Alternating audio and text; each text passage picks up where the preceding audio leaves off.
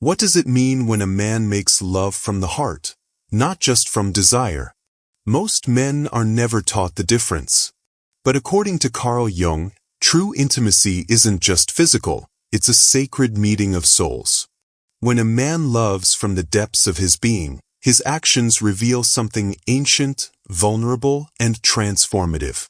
So how can you tell the difference between lust and love? Jung's psychology uncovers the hidden signs. Carl Jung, the legendary psychologist, believed that love was more than passion. It was a doorway to the unconscious.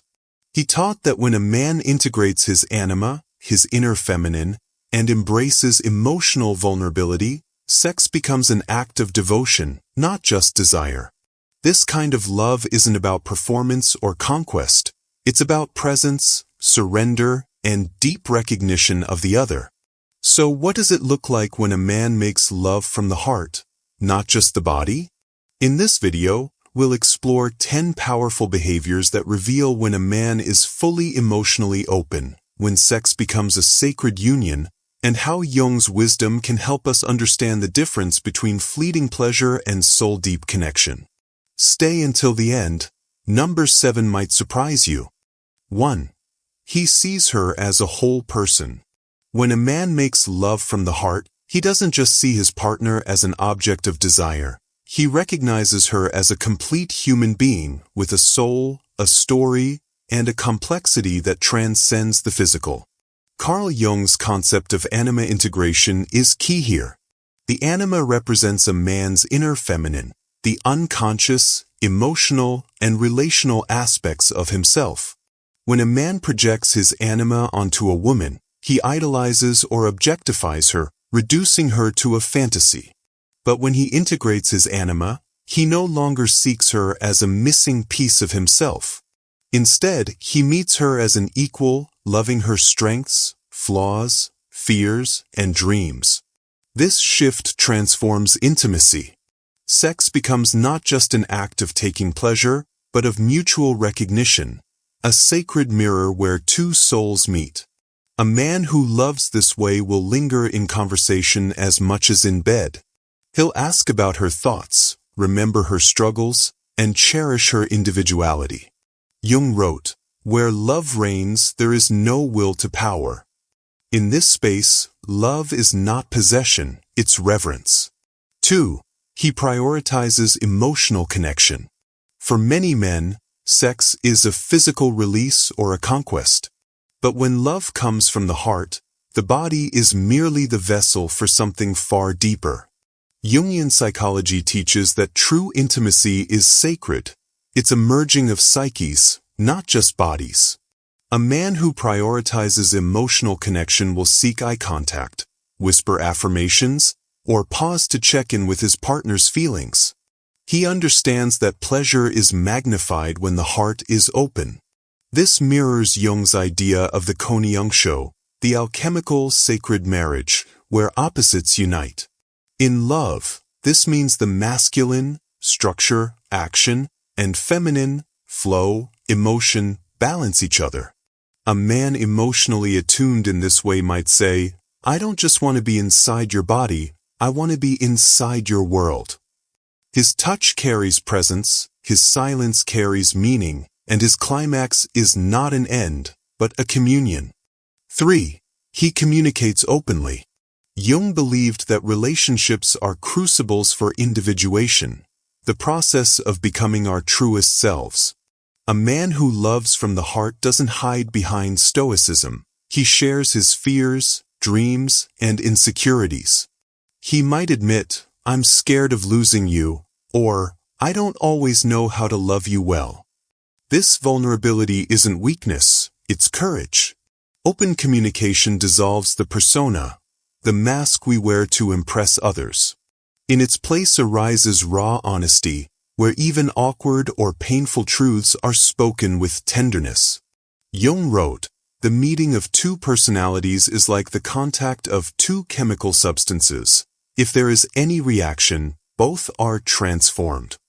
When a man dares to speak his soul, he invites his partner to do the same, creating a love that transcends performance. for he's fully present. Modern love is fractured by distraction, phones, to-do lists, mental chatter. But Jung emphasized active engagement with the present moment as a path to wholeness. A man making love from the heart isn't mentally elsewhere. He's absorbed in every sigh, every shift of skin, every unspoken rhythm between them.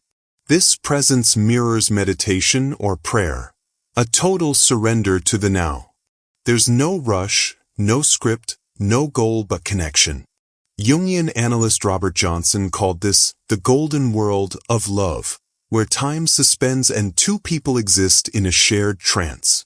A present lover notices the flutter of her eyelids, the catch in her breath, the way her fingers tense and relax. He isn't thinking, he's feeling. And in that stillness, love becomes timeless. 5. He expresses vulnerability. Most men are taught to equate vulnerability with shame. But Jung's shadow work teaches that embracing our hidden wounds is the key to deep love. A man who loves from the heart might cry during sex, not from sadness, but because the beauty of connection overwhelms him.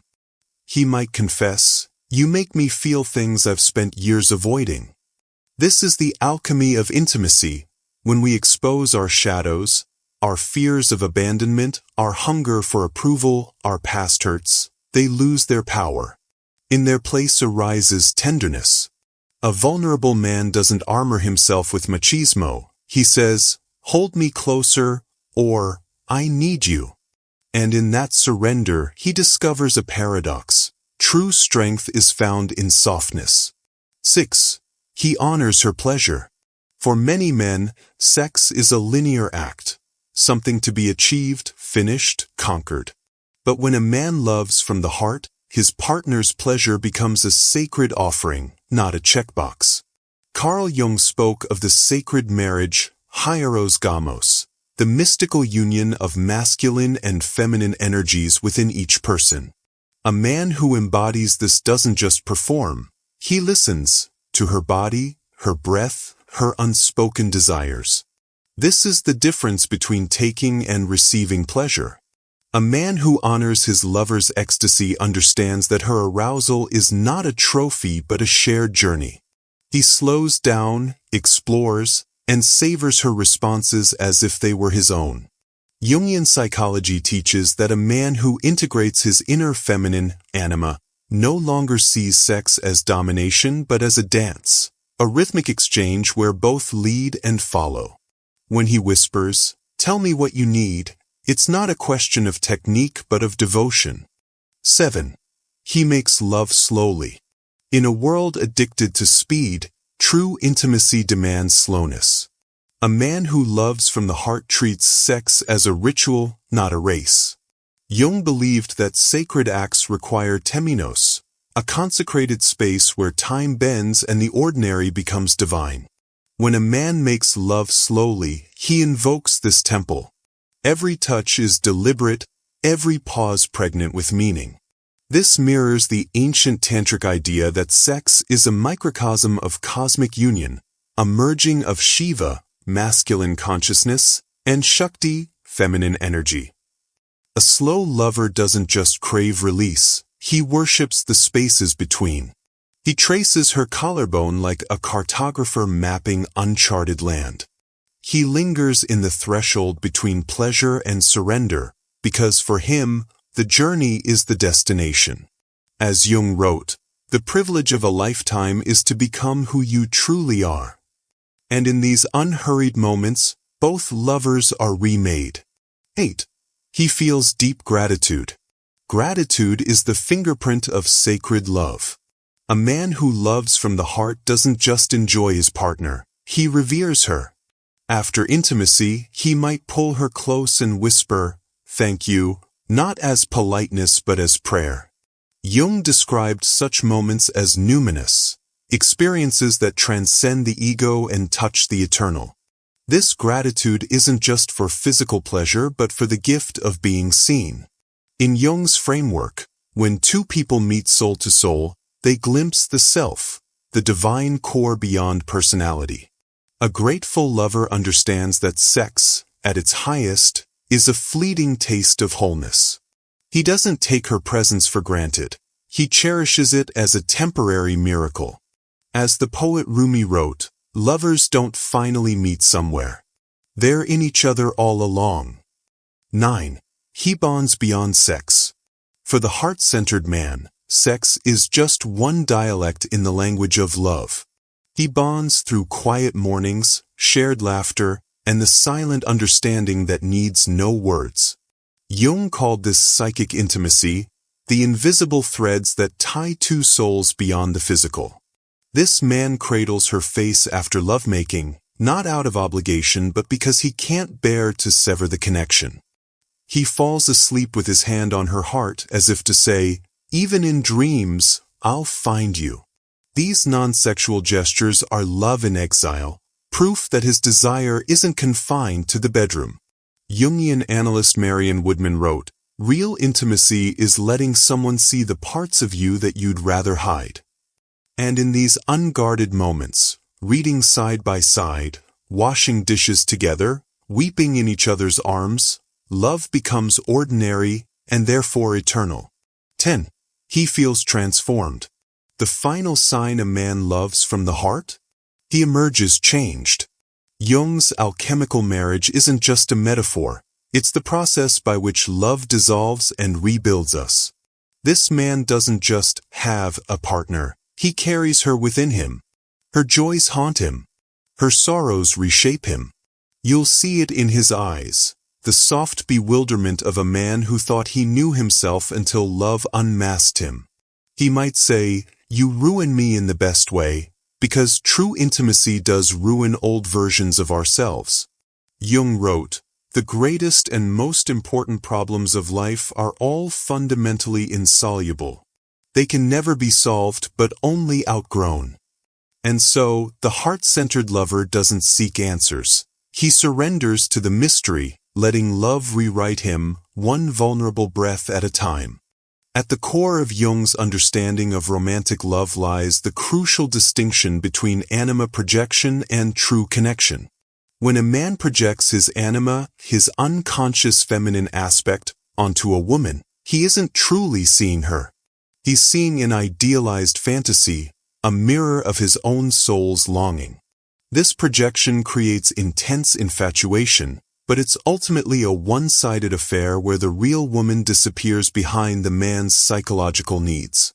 The behaviors we've explored reveal something far deeper, a man who has begun integrating his anima rather than projecting it. He doesn't use his partner as a screen for his unconscious desires, but meets her as a separate, whole person.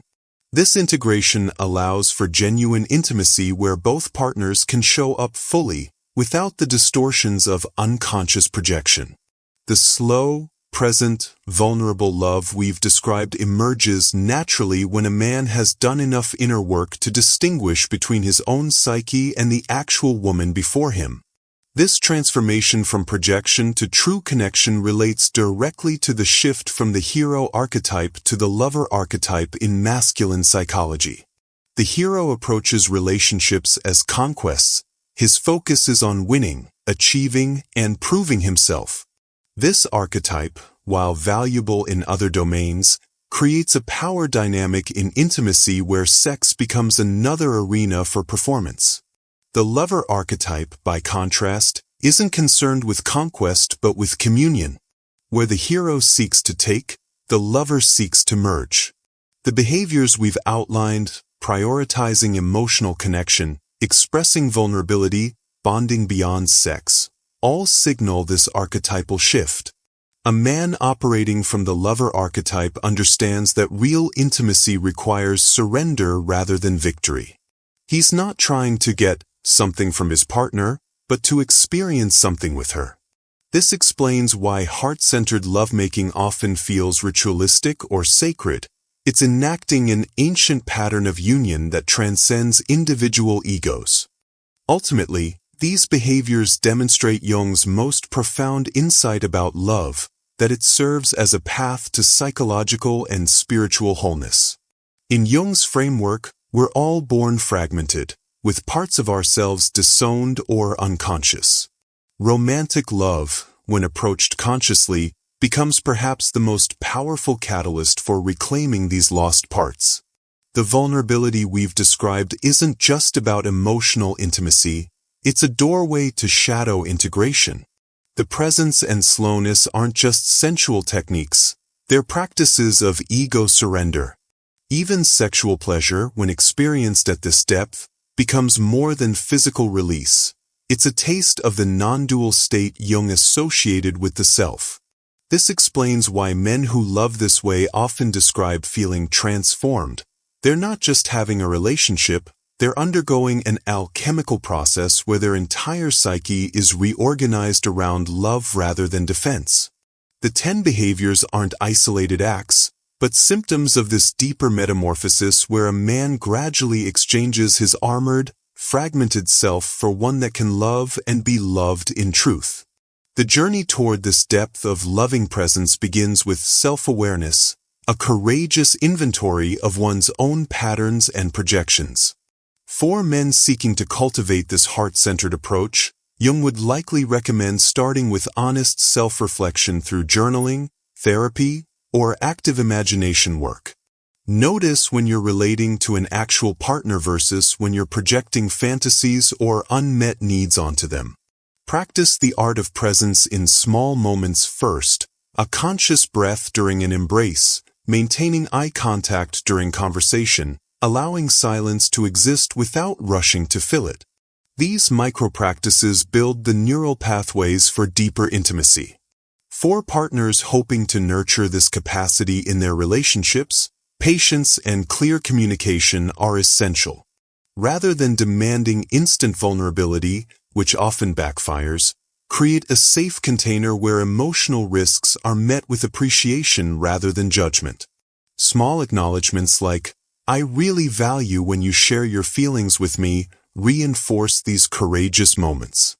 Jung emphasized that emotional courage in relationships requires facing what he called the terrifying experience of being truly seen.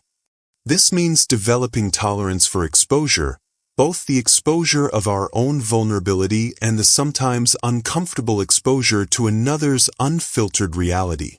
One practical method is to implement regular check-ins where both partners share one genuine feeling without censoring it, even if it's messy or contradictory. The agreement here isn't to fix or debate the feeling, but simply to witness it. Over time, this builds what Jung called the transcendent function, the psyche's ability to hold opposites without collapsing into defensiveness. Another crucial practice is learning to distinguish between constructive discomfort, the growing pains of intimacy, and destructive distress, violation of boundaries. Heart-centered love isn't about enduring harm, but about willingly entering the fertile uncertainty where real connection lives. For couples wanting to deepen into this kind of intimacy, Jung would likely suggest creating rituals that honor both the spiritual and psychological dimensions of their bond. This could be as simple as lighting a candle before difficult conversations to mark the space as sacred, or establishing a regular soul date, where you discuss dreams and fears rather than logistics. The key is consistency and intentionality. These practices work by accumulation, not instant transformation. Jung also advised paying attention to synchronicities and symbols that emerge in the relationship, as they often point to unconscious dynamics needing attention. If certain arguments or tensions repeat in patterns, approach them with curiosity rather than blame. What is this here to teach us? Rather than, why do you keep doing this? This subtle shift from adversarial to exploratory can transform conflicts into initiations toward deeper understanding. Perhaps Jung's most practical advice about emotional courage was his insistence that we must make the darkness conscious in ourselves before we can authentically connect with others. For modern relationships, this translates to doing our individual shadow work rather than demanding our partners fill our voids. A man cultivating heart-centered love might spend time examining his early wounds around masculinity and vulnerability. A partner supporting this journey might explore her own expectations and projections about male emotionality. When both individuals take responsibility for their own wholeness, the relationship becomes a dance rather than a demand. Jung reminds us that love at this depth isn't about perfection, but about presence, showing up again and again for the messy, magnificent process of truly knowing and being known. The reward isn't some fantasy of flawless harmony, but the gritty grace of real connection that survives storms and grows stronger at the broken places. As we come to the end of this exploration of heart-centered love through Jung's wisdom, I invite you to reflect on which of these 10 behaviors resonated most deeply with you. Was it the vulnerability of tears during intimacy? The sacred slowness of present, worshipful lovemaking? Or perhaps the transformation that occurs when two souls meet without masks? Share your thoughts and experiences in the comments below. Your story might be exactly what another viewer needs to hear today. If this perspective on love and relationships spoke to you, consider liking this video and subscribing to the channel for more Jungian insights into psychology, intimacy, and the journey toward wholeness. We regularly dive deep into how ancient wisdom can illuminate modern relationships, and your support helps us continue creating this content.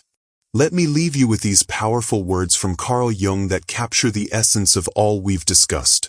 Where love rules, there is no will to power, and where power predominates, their love is lacking. May your relationships be guided by this truth, that real love flourishes not in control or conquest, but in the courageous surrender to connection. Until next time, keep exploring the depths,